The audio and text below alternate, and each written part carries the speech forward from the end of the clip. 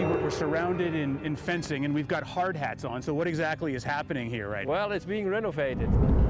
At the Netherlands Carillon with André Haspels, who is the ambassador from the Netherlands to the United States. Thanks so much for coming out and talking with us. We could talk about a wide range of geopolitical issues with you, I'm sure, but we're here to talk about the Carillon. Right.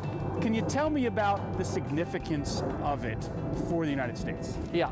Well, the Carillon was given by the Dutch people to the American people after the Second World War because of our appreciation, to show our appreciation for what you have done during the Second World War and also after. What is the Netherlands Carillon? It's a combination of two things. It's a tower, right, which is designed out of steel to actually carry the bells.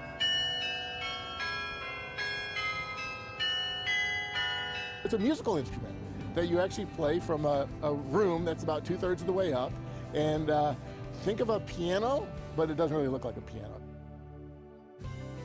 We're with Charles Cuvelier now, who is a superintendent with the National Park Service. What exactly is happening here? Well, we're undergoing a major rehabilitation of the Netherlands Carillon, and in partnership with the embassy, we really had an opportunity to go from a Carillon to a Grand Carillon, which means the addition of 3 new bells. The first of these 2 smaller bells reads Martin Luther King Jr. The sound of the bells were not that great anymore, so we took off the bells and we all sent them back to the Netherlands to get renovated. So they were out of tone like everything else in Washington, basically, and now we've brought them in. As an ambassador, I know you can't comment on that. We could start a diplomatic incident here, and we don't want that.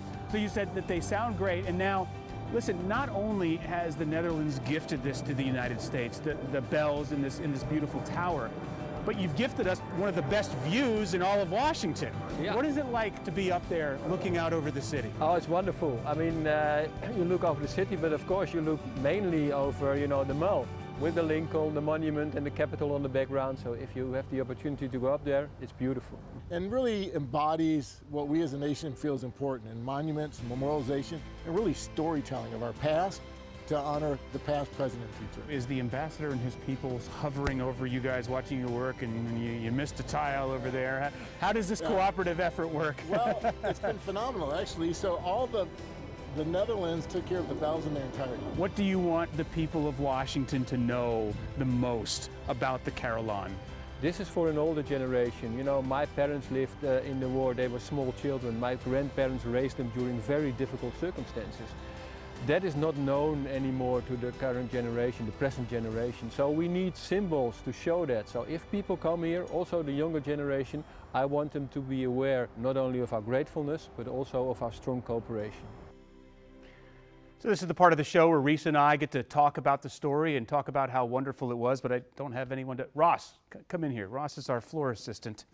I'm going to tell him all about the Netherlands Carillon. So right now the whole thing is a construction site, Ross. No one's allowed to go where we went. It's right over there by the Marine Corps Memorial. They're actually scheduled to finish this thing up by the spring. It's all weather dependent to get the crews out there. Now take a look at these views, Ross. These are actually, that first one was by Mike Valerio. That is the view, all right? As far as gifts to a country go, we've got the Statue of Liberty, but look at this view. That axis as you look east, this is the spot to go to on the 4th of July to see all the fireworks over the Potomac. All right, now let's talk about the division of labor here that they've got going on, all right? So the Netherlands, the Dutch, they were in charge of getting all of these bells retuned. So they took them down off the Carillon, they put them on ships, they sent them across the Atlantic to the Netherlands, to a foundry. There's only one left that does this kind of work on retuning bells. They did all the work and they brought them back, and then they just hoisted them up a couple of months ago. The National Park Service, what they're actually doing is the rest of the work. So for instance, there's a bunch of tiles on that tower. The panels, there are 1,748 of them. National Park Service staff, they took down 1,000 of them, refurbished them, put them back up. The National Park Service, they really do their best to maintain the original character of something that they're working on. Now the plaza that we were walking on, that's actually made up of 6,600 tiles. 4,000 of those they picked up, completely refurbished and put back. The other ones are new. So this is a great story. I'd always been curious about what the Carillon is, wanted to go there and check it out. If there's anything that you are curious about, Ross, thank you. You can resume now. If there's anything that you're curious about, that you want to know more about that's in our area, I want you to reach out to me on social media. Send me an email as well. I want to do the stories that mean something to you.